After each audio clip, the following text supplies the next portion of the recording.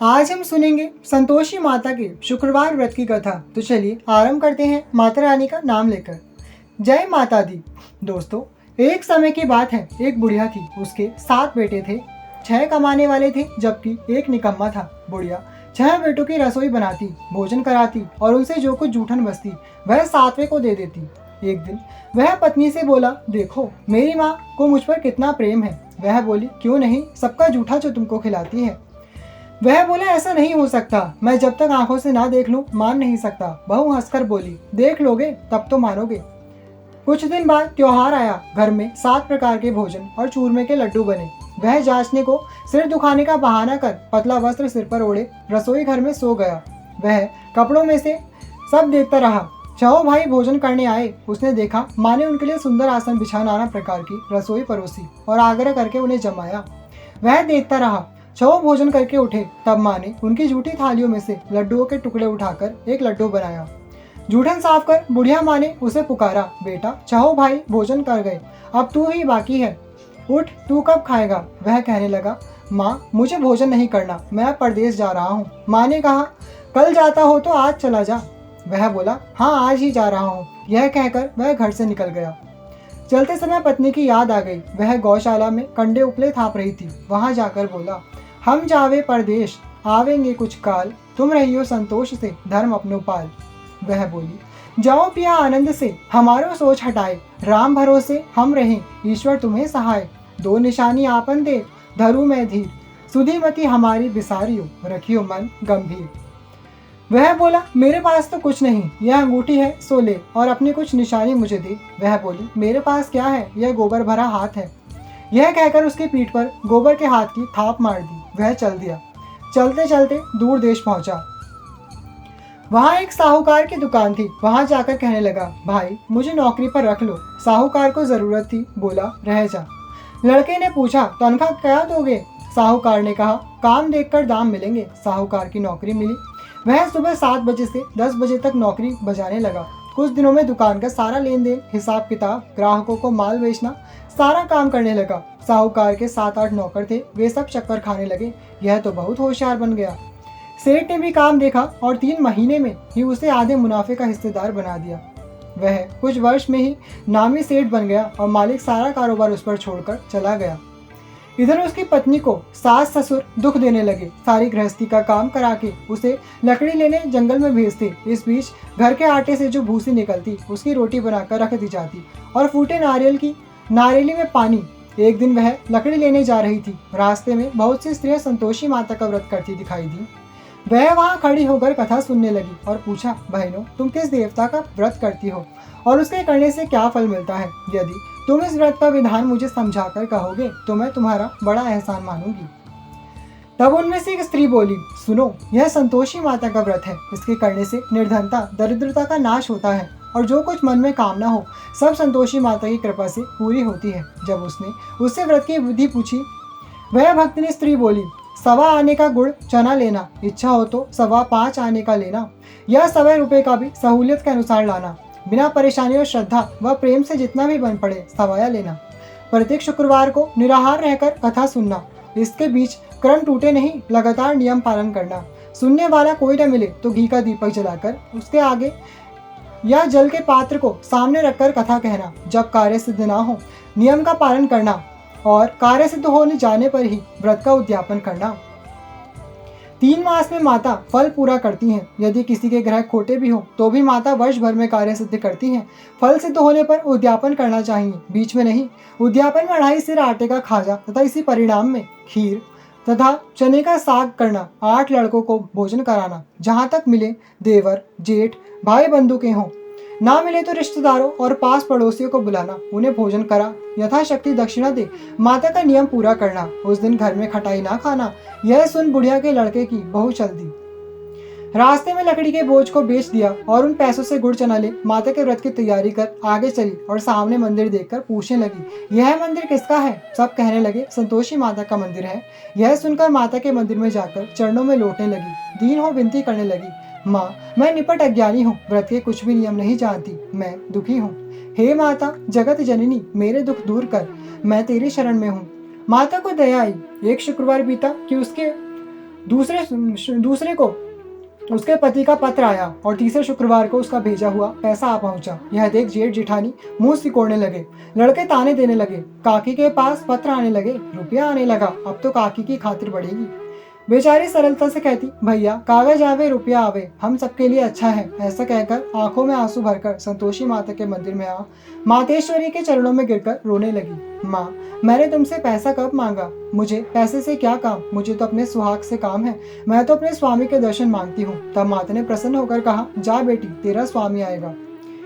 यह सुनकर खुशी से बावली होकर घर में जा काम करने लगी। अब संतोषी माँ विचार करने लगी, इस भोली पुत्री को मैंने कह तो दिया कि तेरा पति आएगा, लेकिन कैसे?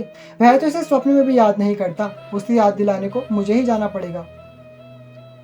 इस तरह माता जी उस बुढ़िया के बेटे के पास जा स्वप्न में प्रकट हो कहने लगी, साहूकार के बेटे सो रहा है या जागता है? वह कहने लगा, माता सोता भी नहीं जागता भी नहीं हूँ, कहो क्या आज्ञा है? माँ कहने लगी, तेरे घर बार कुछ है कि नहीं?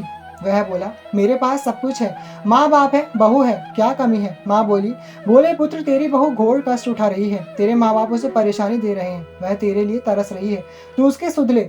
वह बोला, हाँ माता जी, यह तो मालूम है, परंतु जाऊं तो कैसे? परदेश की बात है, लेन देन का कोई हिसाब नहीं, कोई जाने का रास्ता नहीं, कैसे चला जाऊं? माँ कहने लगी, मेरा बात मान, सवेरे नहा धोकर संतोषी माता का नाम ले, घी का दीपक जला, दंडवत कर दुकान पर जा बैठ।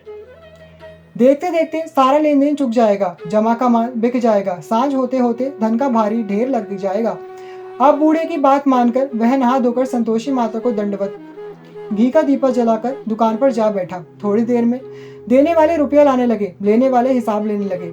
कोठे में भरे सामान के खरीदार नकद दाम दे सौदा करने लगे।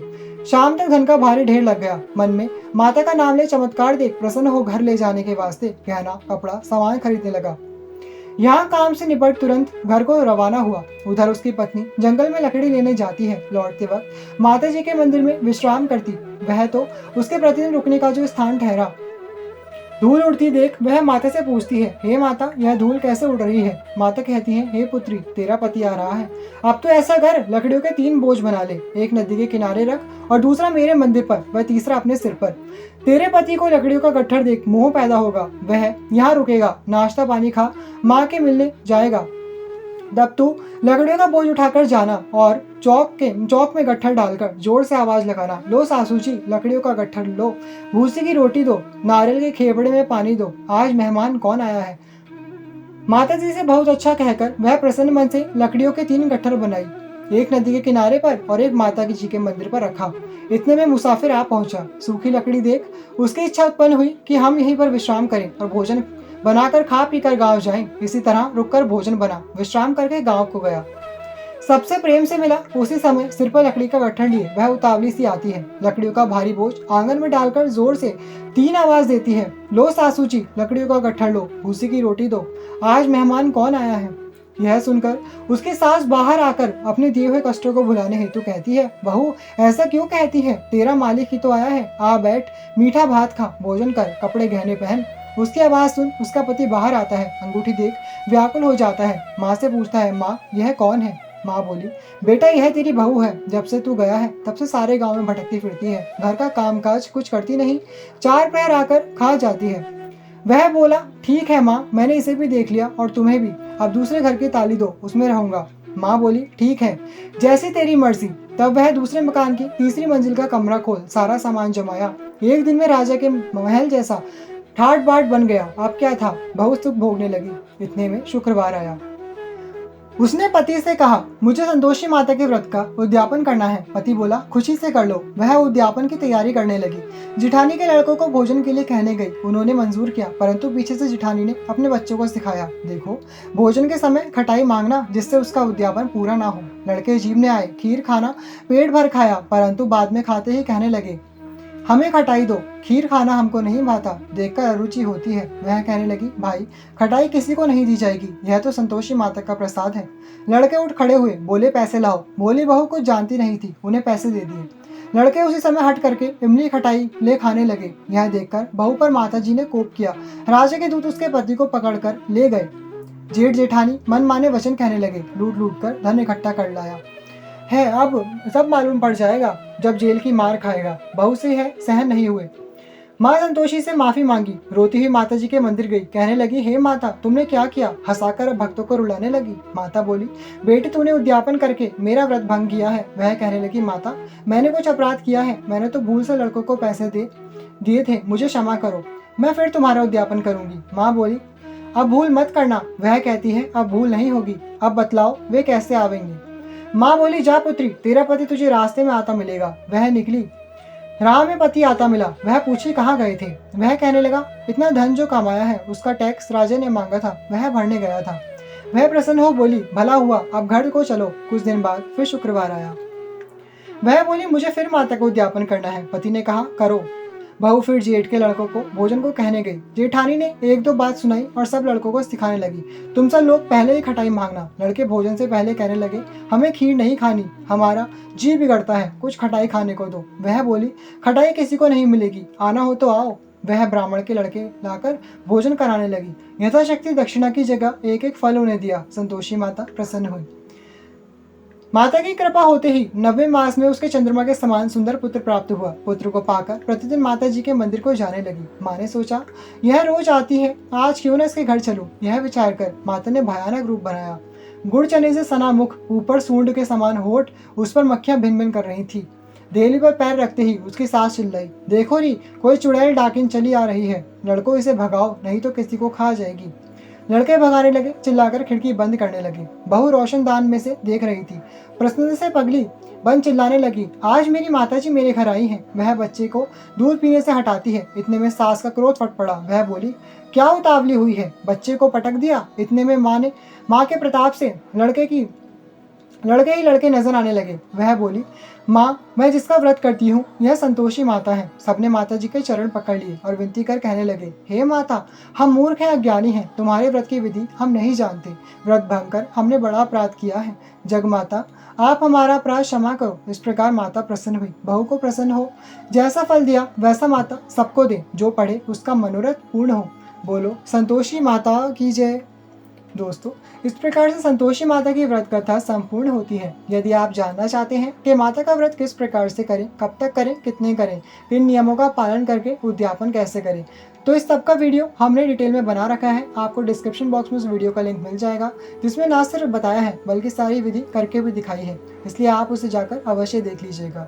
हम इसी प्रकार की वीडियोस अपने परिवार के लिए लाते रहते हैं, इसलिए माता रानी के इस प्यारे से परिवार का सदस्य बनने के लिए नीचे दिए गए लाल रंग के सब्सक्राइब के बटन पर क्लिक कीजिएगा। साइड में जो घंटी है उस बेल आइकन को भी जय माता दी बोलकर बजा दीजिएगा। इससे यह होगा कि हमारे आने वाले वीडियोस का नोटिफिकेशन सबसे पहले आपको मिलेगा। ये एकदम निःशुल्क है, इसलिए माता रानी के इस प्यारे से परिवार सदस्य अवश्य बनिएगा। अब मिलेंगे अगली वीडियो में और भी अद्भुत जानकारी के साथ। तब तक के लिए thank you all, love you all, जय माता दी।